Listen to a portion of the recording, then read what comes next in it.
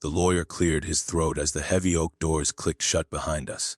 After my billionaire grandpa died, I inherited $21 billion. My dad demanded I hand it over, but I refused. That night, he kicked me out. I moved into my grandpa's mansion. The next day he came to take everything, but froze when he saw who was standing beside me. Their faces froze in shock. Now, the silence in the room felt like a physical weight. My father's eyes were bloodshot. The mansion smelled of old cedar and expensive beeswax. Sunlight cut through the tall windows in sharp, dusty spears. My father stepped onto the marble floor, his polished shoes echoing like gunshots. He looked at the high ceilings as if he already owned them.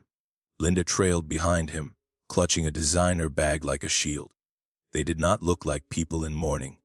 They looked like investors during a hostile takeover. Behind me, the shadows in the hallway seemed to shift and lengthen. My father reached into his coat and pulled out a crumpled legal folder. He did not ask how I slept or if I was okay. He simply threw the papers onto a mahogany side table. His jaw remained tight, a pulse jumping in his neck.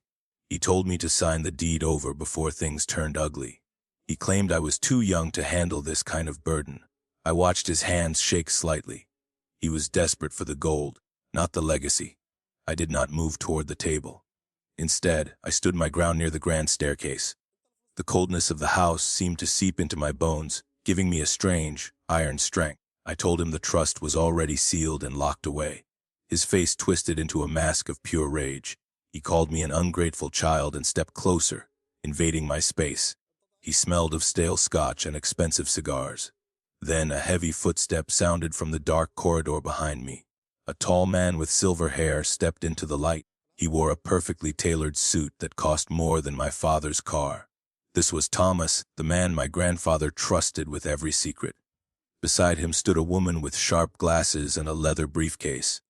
My father stopped mid-stride, his mouth hanging open. He recognized them instantly from the private board meetings he was never invited to attend. They were the true gatekeepers of the empire. The air in the room turned freezing. Thomas adjusted his cuffs and looked at my father with icy indifference. He informed my family that they were currently trespassing on private property. The woman opened her briefcase and pulled out a restraining order signed by a federal judge. My father looked at me, but I did not look away this time. I felt the key in my pocket grow warm against my leg. He realized then that he was no longer the master of this house. The massive front doors began to swing shut. The heavy brass doors groaned as they latched, cutting off my father's final, muffled shout. Silence flooded the grand entryway, thick with the scent of old lavender and lemon polish. My hands were shaking, so I shoved them deep into my pockets. Thomas stood perfectly still, his eyes fixed on the frosted glass panels. He seemed like a statue carved from granite. The adrenaline began to fade, leaving a hollow, cold ache in my chest. I was finally alone. We walked deeper into the mansion toward the library. The floors were polished to a mirror shine, reflecting the flickering amber light from the wall sconces. My grandfather's presence felt heavy here, as if he were watching from the shadows. Thomas stopped before a massive mahogany desk cluttered with sealed envelopes. He tapped a specific folder bound in red leather. This was the objective for the evening. We had to verify the hidden accounts before the bank opened.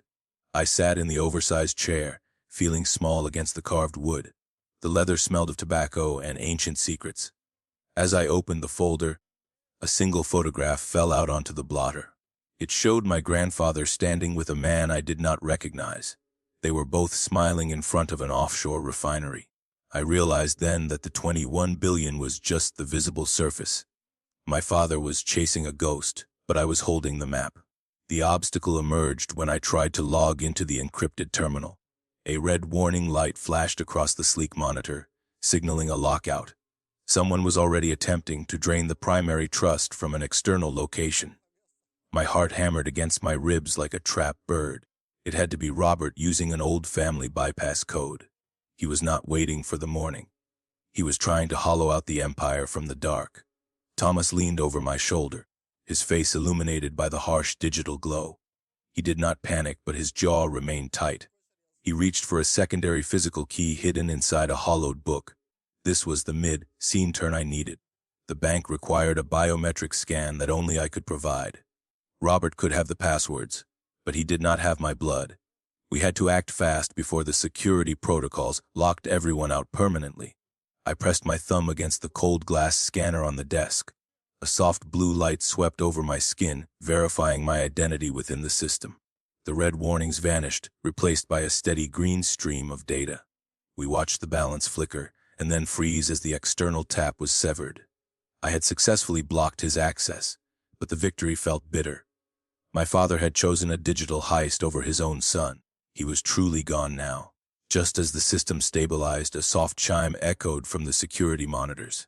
The gate cameras flickered to life, showing a line of black SUVs parked on the shoulder. These were not my father's vehicles. They bore the insignia of a private auditing firm I did not recognize.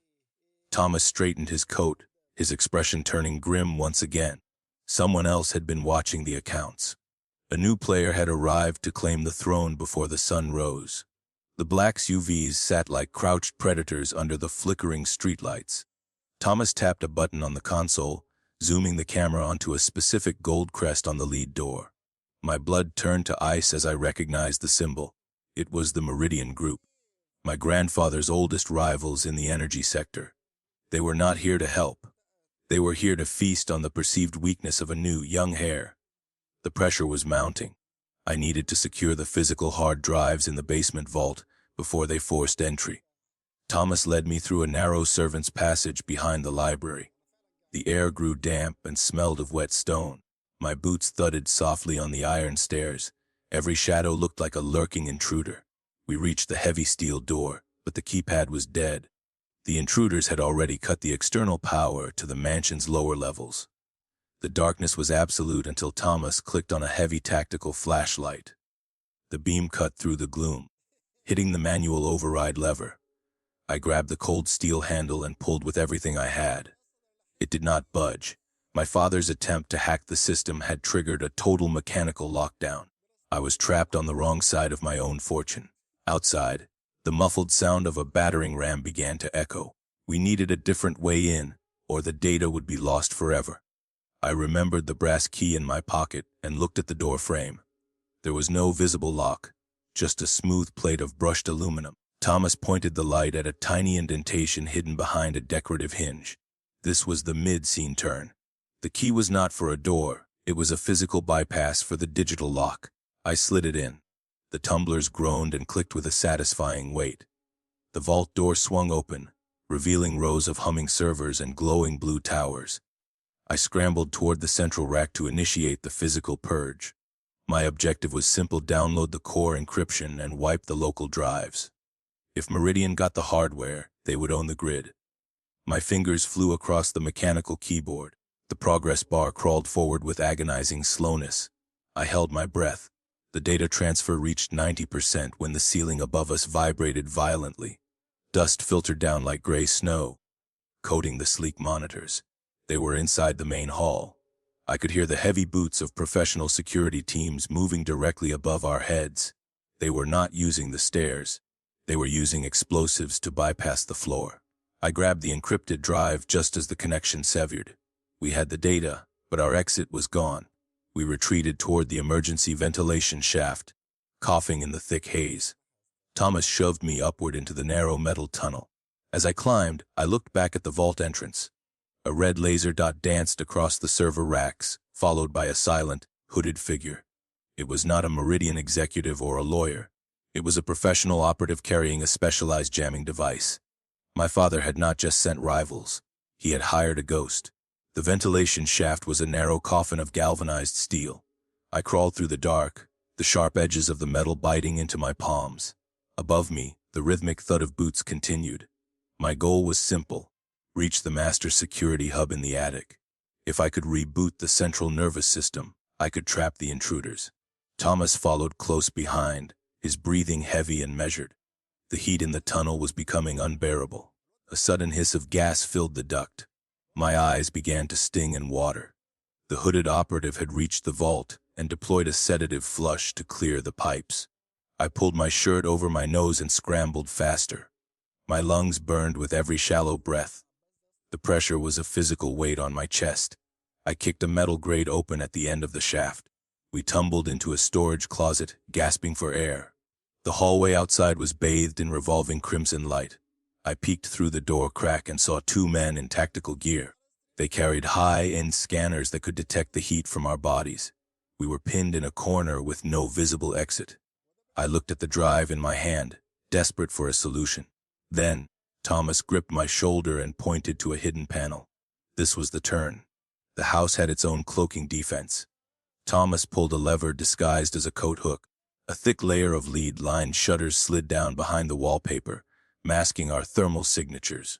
The men outside stopped, confused by the sudden disappearance of their targets. I felt a surge of adrenaline. The power balance was shifting. My grandfather had built this place to be a fortress against the very men my father hired. We had a window of opportunity. We moved toward the secondary stairs. We reached the attic hub just as the internal sirens died. I sat at the terminal and jammed the encrypted drive into the slot. The screen flickered to life, displaying a map of the entire estate. I began locking the doors in sequence, trapping the teams in separate sectors. My father's voice suddenly crackled over the intercom system. He was begging for entry, claiming he was in danger. He sounded small and pathetic. I ignored his lies. The system indicated that 90% of the mansion was under my control again.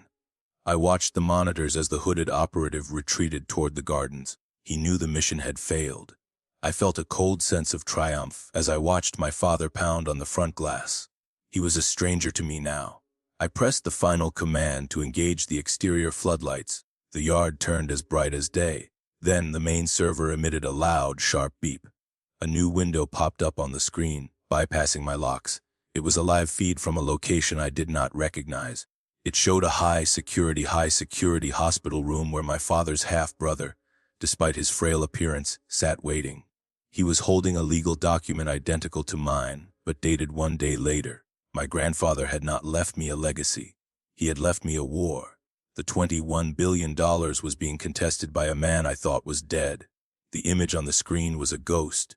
My objective was to confirm the validity of this rival claim before the morning markets opened. I stared at the man in the hospital bed, Uncle Silas, who had supposedly perished in a plane crash 10 years ago. The pressure surged as the terminal began a forced synchronization with an unknown server. If this second will was genuine, my inheritance was nothing but a massive legal trap. Silas looked directly into the camera lens. Thomas leaned over, his knuckles white as he gripped the desk. He whispered that the hospital room was located within a sovereign territory where our current legal orders held no sway. This was the primary obstacle. We could not serve a subpoena or stop the broadcast. My father's frantic banging on the glass doors below suddenly stopped. He must have seen the feed on his phone. The silence outside was far more terrifying than the previous shouting. I began tracing the data origin point to find a weakness. The screen flickered, displaying a complex web of shell companies linked to the Meridian Group. This was the mid-scene turn. Silas was not acting alone. He was a puppet for the very rivals currently retreating from the garden. My father had been a distraction. While he played the villain, the real architects were moving through the back door. The $21 billion was already being diverted into offshore escrow accounts. I hammered at the keys, trying to initiate a hard freeze on the trust assets.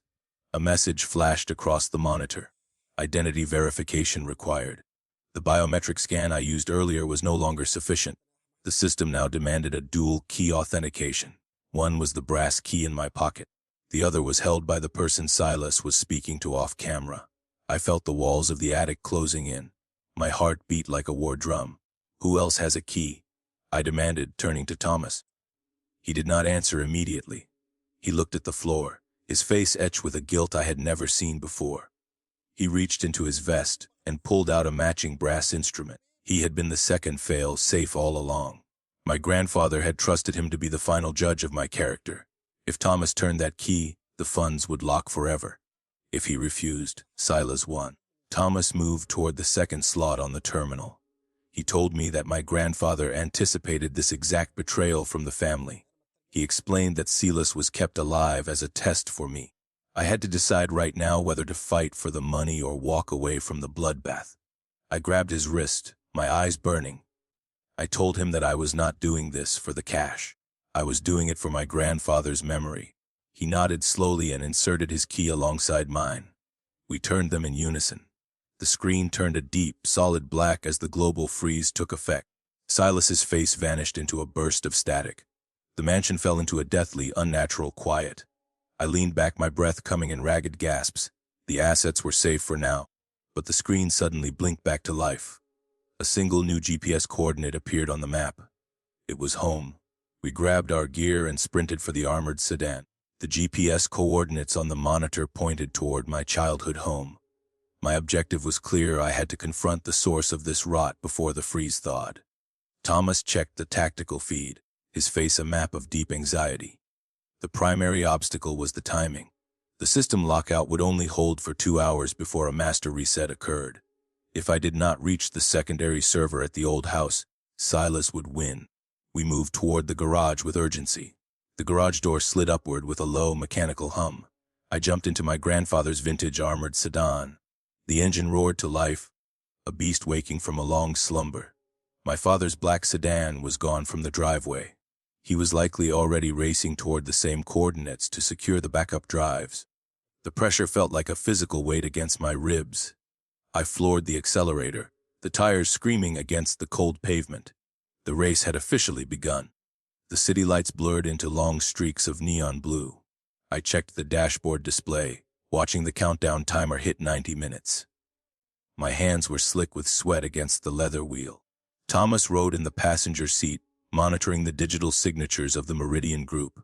They were tracking our movements via satellite. Every intersection felt like a potential ambush. I drove with a reckless precision I did not know I possessed. The old house loomed in the distance. We drifted into the familiar gravel driveway of my father's estate. The house was dark, except for a single flickering light in the basement office. My objective was the external terminal hidden within the stone foundation. I killed the headlights and rolled to a silent stop. The air outside smelled of rain and wet earth. I grabbed a heavy crowbar from the trunk. My heart was a drum in the silence. I had to get inside before he did. I reached the basement window just as a silhouette moved across the glass. It was not my father. The mid-scene turn hit me like a physical blow to the stomach. It was my stepmother, Linda, and she was holding a heavy gasoline canister. She was not trying to steal the data. She was trying to burn the evidence of my father's decade of embezzlement. If the house went up, the paper trail for the $21 billion vanished forever. She looked desperate. I smashed the glass with the crowbar and vaulted into the room. The fumes were thick enough to make my head swim. Linda screamed, dropping the lighter onto the soaked carpet. A wall of orange flame erupted between us instantly. I scrambled for the fire extinguisher near the door. The pressure was suffocating as the heat began to singe my hair. I had to save the server and the woman who had always tried to erase me. Life is irony. The white foam choked the flames just enough for me to reach the server rack. I jammed the bypass key into the slot and initiated the final backup. Linda sat in the corner, sobbing into her hands as the smoke swirled. She confessed that my father had forced her to help him hide the missing millions years ago. This was the secret that kept them tethered to Silas. The truth was far uglier than a simple inheritance dispute. They were all criminals. The progress bar reached 100% as the sirens wailed in the distance. I grabbed the hard drive and helped Linda to her feet. We stumbled through the back door just as the local police cruisers arrived. My father was nowhere to be found. He had abandoned his wife to the flames to save his own skin. I felt a cold, sharp clarity settle in my mind. The man I called Dad was a hollow shell of greed. Thomas met us at the edge of the property, his phone held to his ear. He looked at me with a grim nod. The data on the drive confirmed everything. Silas was never the heir. He was the fall man for a massive money laundering scheme my father had orchestrated. The $21 billion was clean, but the hands that built it were filthy. I had the evidence to end them all. I just had to sign the final complaint. We turned to leave when a new notification pinged on the dashboard. It was a message from an encrypted number. It contained a photo of the grandfather's grave, freshly disturbed and dug up. A single word accompanied the image: trade. They did not want the money anymore. They wanted the physical contents of the casket my father had buried with him. The game had shifted from digital accounts to a macabre ransom. My heart stopped cold. The image of the cemetery felt like a physical strike. My objective was to reach the family plot before the sun rose and stopped their desecration. Thomas drove with a white, knuckled grip as the armored sedan tore through the morning fog. The primary obstacle was the distance. We were 30 miles out and the timer on the ransom message was blinking red. My father had truly crossed into madness. He was hunting for something physical buried deep in the earth. We crested the final hill as the iron gates of the cemetery appeared. The lock had been sheared off with a plasma cutter. I leaped from the car before it fully stopped. The wet grass soaked my boots as I ran toward the Harris Monument. The air smelled of damp pine and freshly turned clay. I could hear the rhythmic scrape of shovels against stone.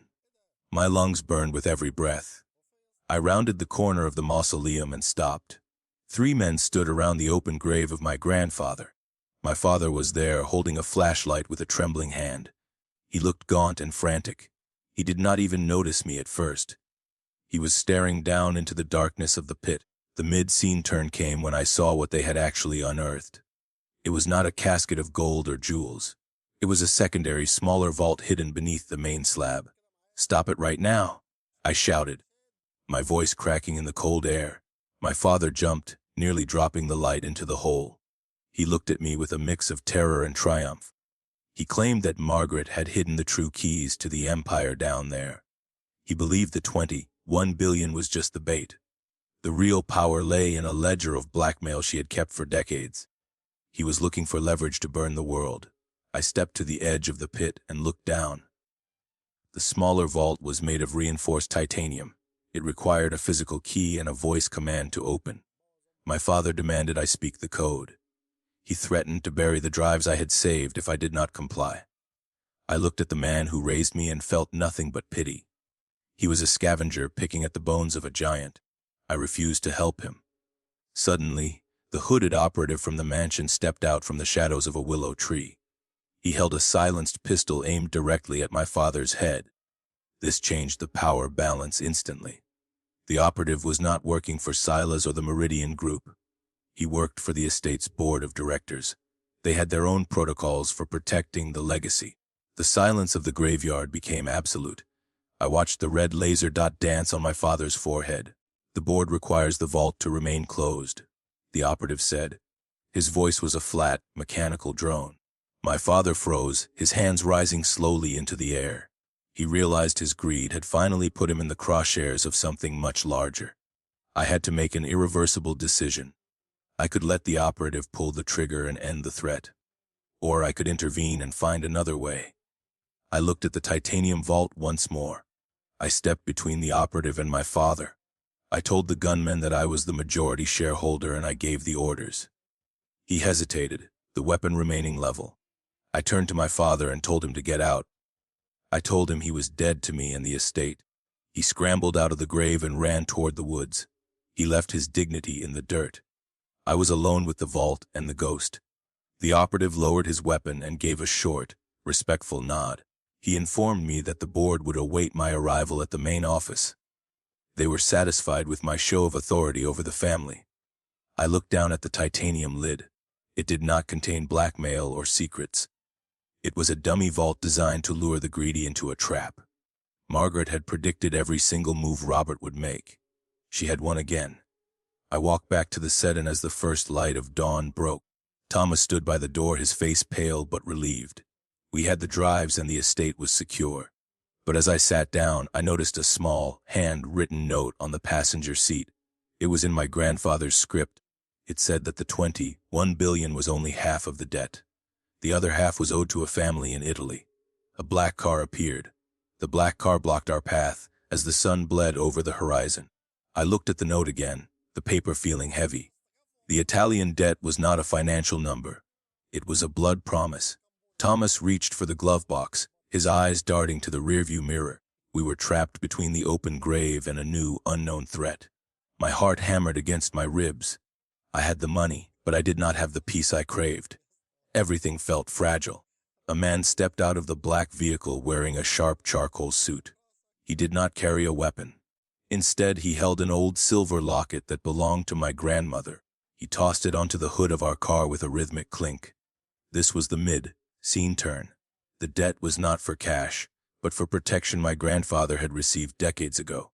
My family had been shielded by these people for generations. Now they were here to collect. "Isaac, we need to talk about the future," the man said. His voice was like velvet over gravel. He explained that my father was never the target. Robert was too small for their interest.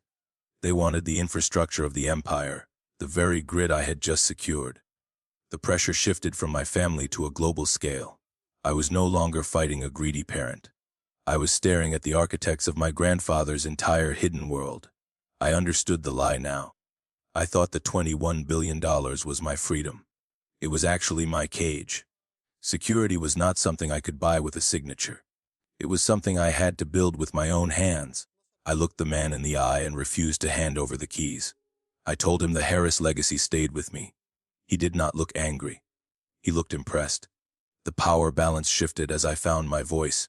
Thomas pulled the car forward, forcing the stranger to step aside. We drove toward the mansion, leaving the cemetery and the ghosts behind. I realized that my grandfather had groomed me for this specific moment. The money was just a tool to reveal my true character. I was the only one who could stand against the tide. The truth was simple. I did not need my father's approval or the world's permission. I only needed my own resolve. We pulled into the mansion driveway as the lights flickered on. The house looked different in the morning glow. It looked like a home rather than a vault. I stepped out of the car and felt the weight of the drive in my hand. It was done. The mansion was still, but the security panels were glowing green. As I turned the brass key in the lock, I saw a new shadow in the window. My father's half-brother, Silas, was sitting in my chair. He held a cup of tea, the steam rising in the cool morning air. He had bypassed every security lock I just engaged, a reminder that the war was far from over.